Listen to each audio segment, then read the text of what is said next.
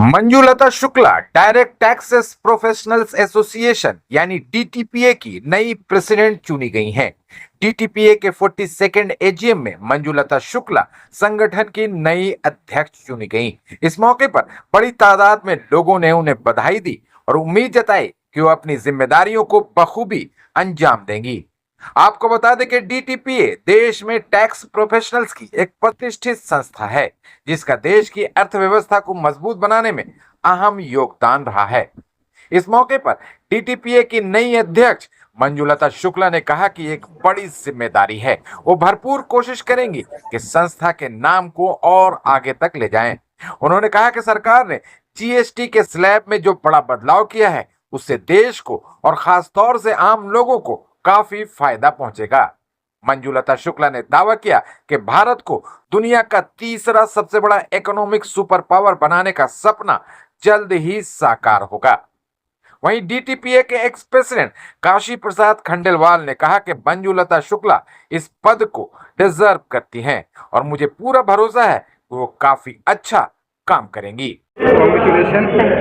कितना चैलेंजिंग है?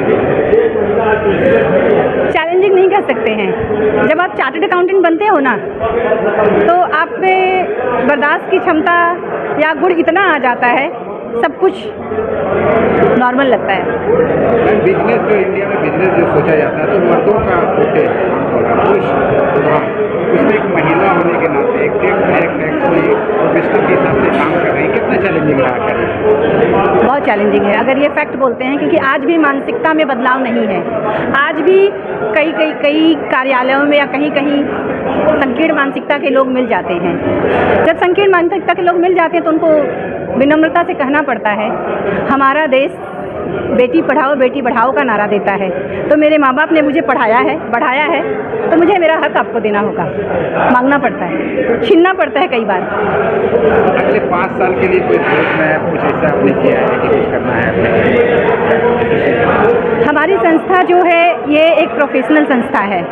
ये इकोनॉमिकली क्या बेनिफिशियल होता है, क्या नहीं बेनिफिशियल होता है, प्रोफेशनली क्या beneficial, mostly income tax matter, GST matter, company laws matter, इस पे हम लोग इन सब विषयों के हम लोग सलाहकार हैं। तो जब इसके बजट्स आते हैं या देश में कोई नीति बनती है या कोई भी पॉलिसीज़ बनानी रहती है, तो हमारे विचारों को गवर्नमेंट हमसे पूछती है। हम अपने रिप्रेजेंटेशंस देते हैं कि हमारे हिसाब से ये होना चाहिए। हम कई बार रिक्वेस्ट डालते हैं, कुछ हमारे एक्सेप्ट किए जाते हैं, कुछ नहीं किया जाता। तो हमारे सुझाव हमेशा गवर्नमेंट तक जाते हैं। मैम, अभी जीएसटी में बहुत बड़ा बदलाव है, इसका कितना असर हमारे इकोनॉमिक पर और आम लोगों पर दिखता है? ये बहुत अच्छा बदलाव है। पब्लिक एट लार्ज इस पर बेनिफिट होगी। जहाँ तक आम जनता है, आम जनता के लिए ये बहुत ही सही कदम है। कुछ लोग ऐसे थे जो बिजनेस कर रहे हैं या नहीं कर रहे हैं या हिचकते थे। अब क्या है ना, सब लोग एक ऐसी पॉजिटिव मानसिकता बनाएंगे कि हाँ, हमें बिजनेस करना है, टैक्स रेट कम है, हम टैक्स भरेंगे और आगे बढ़ेंगे। लेकिन कहा जा रहा है कि इससे आम लोगों को एक गिमिक है, आम लोगों को शायद ही उतना फायदा पहुंचा है जितना कि कहा जा रहा है। देखिए, जब भी कोई नई चीज़ आती है तो उसके पॉजिटिव और नेगेटिव दोनों पक्षों को देखना पड़ता है। जो लोग गिमिक कह रहे हैं, अगर कोई एक्सपर्ट कर रहा है तब मैं उस पर कमेंट करूं तो उचित होगा। लेकिन जनरली कोई रेगुलर कमेंट कर रहा है तो उनसे यही रिक्वेस्ट करूंगी कि आप फाइन प्रिंट्स पढ़िए, पब्लिक एट लार्ज का बेनिफिट देखिए, देश का बेनिफिट देखिए, देश हित में क्या है। क्योंकि अल्टीमेटली इन सारे टैक्स के पैसे से देश में इंफ्रास्ट्रक्चर, रोड, बाकी चीज़ों का विकास होता है। मैम, डायरेक्ट टैक्स कलेक्शन जो है 11 लाख करोड़ क्या कहेंगे इसका? मतलब कि एक नया रुझान है, एक नई इकोनॉमी की तरफ हम लोग बढ़ रहे हैं, तो थर्ड ग्रेटेस्ट इकोनॉमिक पावर हम लोग बनने जा रहे हैं। क्या ये सच्चाई मतलब सच हो पाएगा? एकदम सच होगा। हमारा पर कैपिटा इनकम बढ़ चुका है, हमारी जीडीपी बढ़ चुकी है, हमारे गवर्नमेंट जो है टैक्स स्लैब्स बढ़ा चुकी है, एग्जेम्प्ट इनकम की स्लैब बढ़ा चुकी है, जो directly and indirectly per capita income में ऐड करता है। जब देश के लोगों की आमदनी बढ़ जाएगी तो टैक्स गवर्नमेंट पे जाएगा। फिर हमारा जब संचय बढ़ जाएगा, हमारे घर में कुछ सेविंग्स होगी, वो हमारे देश को मजबूत करता है। आज हिंदुस्तान, कोई भी रिसेशन होता है, कुछ भी हर जगह पे होता है, आप देखेंगे लोग एकदम धराशायी होने लगते हैं। लेकिन क्योंकि हिंदुस्तान की एक आदत है, यहाँ के हर आदमी की आदत है कुछ सजो के रखने का, तो वो जो हमारी प्रैक्टिस है ना, जो आदिकाल से चली आ रही है, हमारे बड़े बुजुर्ग पूर्वज सब करते आए हैं, ये हमें सबसे मजबूत रखती है। में मैम ऐसा है, क्या कहेंगे, कैसा महसूस है? एक नई बहुत बड़ी जिम्मेदारी। ये एक रिस्पॉन्सिबिलिटी है।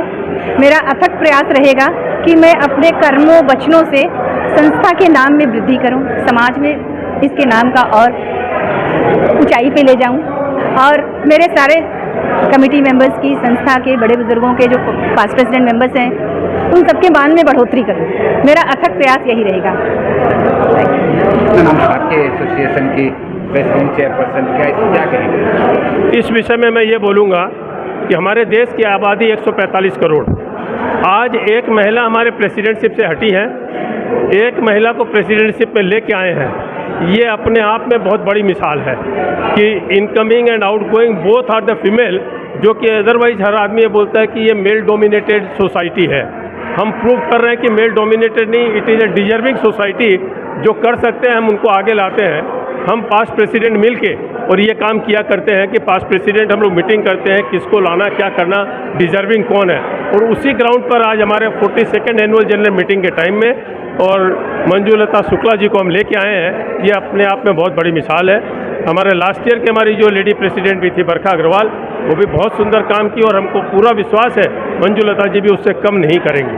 सर एक सवाल है, हाँ। जीएसटी को लेकर बड़ा चर्चा है। जीएसटी को लेके बड़ा सवाल है सर। ये हम लोग ऐसा समझिए 56th काउंसिल मीटिंग में जाके 55 मीटिंगों में अलग अलग डिस्कशंस होते रहे हैं, सुधार होते रहे हैं, लेकिन 56वीं मीटिंग में जो कि हमारे माननीय प्रधानमंत्री जी लाल किला से अनाउंस किए थे कि हम कुछ रिलीफ देंगे, दिवाली के पहले देंगे और नवरात्रा के पहले दिन ये जो गिफ्ट दिए, जितना बड़ा जीएसटी का बदलाव किए, सारा देश खुशी से पागल है। क्योंकि आज इतने बड़े नेट को यदि घटाने का मतलब है टैक्स घटाने का, हर आदमी के हाथ में अच्छे पैसे मिलेंगे और पैसा मिलेगा तो उसको खर्च करने की कैपेसिटी मिलेगी, परिवार को खुशहाल देखने की खुशी मिलेगी।